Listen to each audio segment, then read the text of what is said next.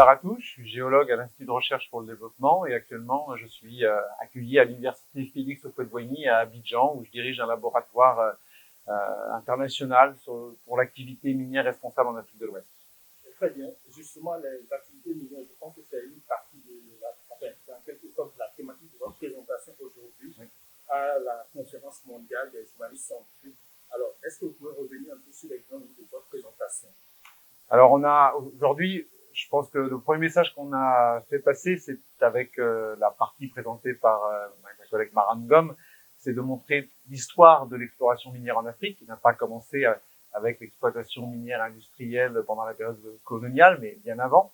Puis ensuite, on a un petit peu dressé un panorama des initiatives de recherche qui sont menées depuis une dizaine d'années sur l'Afrique de l'Ouest, dans le domaine de la géologie, puis dans le domaine de l'environnement, pour justement essayer de contribuer à une activité minière qui soit plus respectueuse de l'environnement, proposer des solutions dans des approches interdisciplinaires avec des géologues, des environnementalistes, des sciences humaines et sociales, anthropologues, politologues, économistes, dans toutes sortes d'initiatives et de réseaux bien connectés qui échangent sur ces questions-là avec les différents acteurs de l'activité minière, qu'ils soient du gouvernement, que ce soit des minières artisanaux, la mine industrielle, les services géologiques, un petit peu voilà, tous les différents acteurs qui sont dans le domaine. Alors, il en est ressorti que les États africains financent très peu la recherche et que vous êtes un peu obligé de vous rabattre sur les bailleurs de fonds étrangers.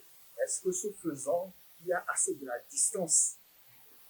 Alors effectivement, c'est par rapport même à des thématiques, est-ce qu'il y a la liberté du choix des thématiques de recherche? Alors effectivement, pour moi, c'est la liberté académique, c'est pas un luxe d'un pays riche, c'est le moteur de la richesse de nos pays, de nos pays riches. Donc cette liberté académique, elle est importante. Donc à l'IRD, je dirais que je jouis d'une très grande liberté académique.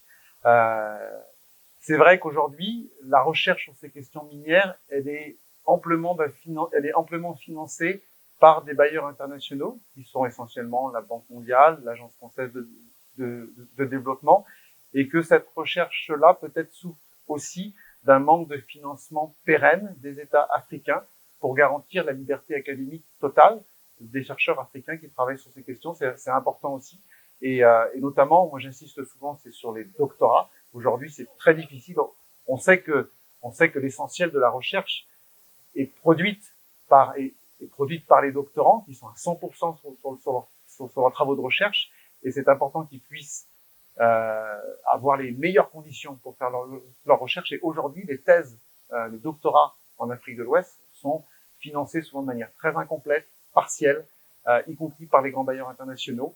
Ça leur donne pas toujours les conditions pour se consacrer à 100% sur leur travail de thèse.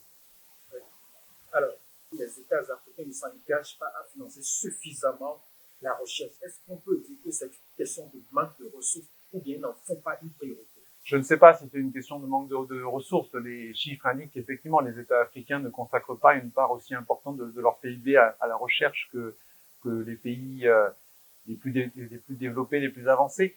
Je crois aussi peut-être que c'est à nous, chercheurs et à nos collègues africains, de convaincre de l'importance de la recherche pour le développement du pays. Et c'est un travail qu'on fait dans tout un tas d'autres initiatives d'ailleurs que d'activités minières, pour parfois même faire rêver sur des domaines, moi, qui m'intéressent aussi, qui sont la planétologie et l'astronomie, pour montrer à quel point c'est passionnant de s'investir dans une carrière scientifique, et aussi à quel point les solutions que la recherche peut proposer peuvent contribuer à améliorer la situation économique, la situation sociale, la qualité de vie dans un pays.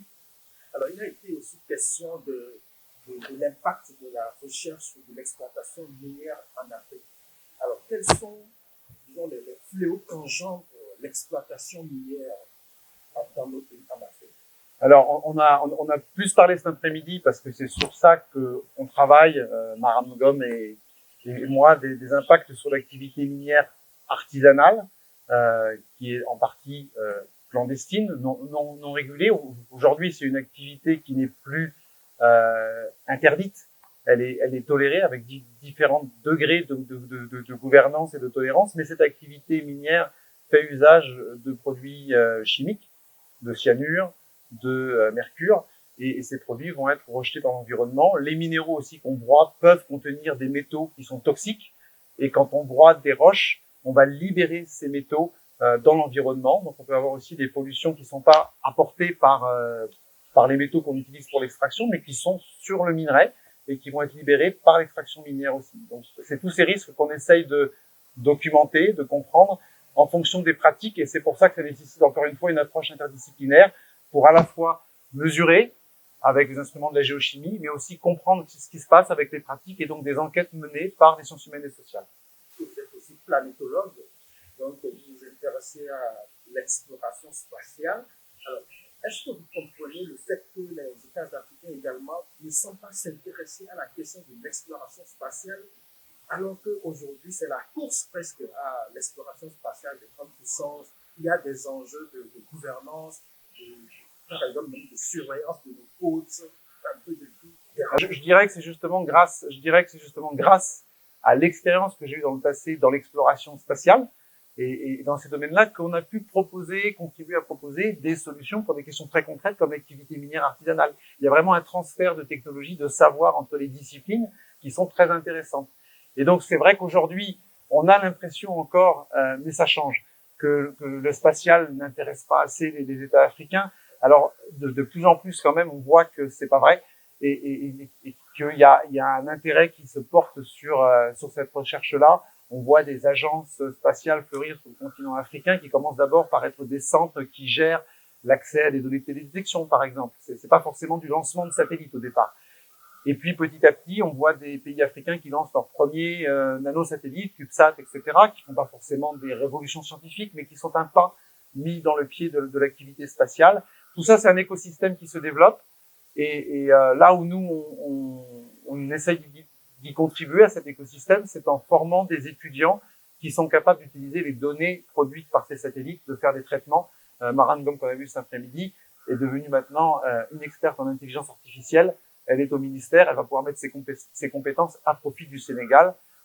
C'est maintenant elle qui va former d'autres personnes à utiliser ces outils-là. Ça reste quand même marginal, non? Selon les chiffres que moi j'ai, il semblerait que l'Afrique n'a que 11% des satellites dans l'espace à l'échelle mondiale. C'est marginal, ça a démarré depuis très peu de temps, donc ce qu'il faut avoir à l'esprit, c'est qu'évidemment on va pas pouvoir passer de rien au lancement de satellites très sophistiqués. Par contre, on peut prendre des raccourcis, un petit peu comme à un moment donné pour la téléphonie mobile, qui, je dirais, a pu aller plus vite par endroit que dans certains endroits de France, parce que même les cubes satellites, on voit que les pays qui avaient la tradition de faire du spatial à l'ancienne, c'est pas ceux qui ont développé en premier les cubes satellites. Et les pays qui, par contre, n'avaient pas cette histoire, ont été beaucoup plus actifs dans le lancement, la fabrication de microsatellites.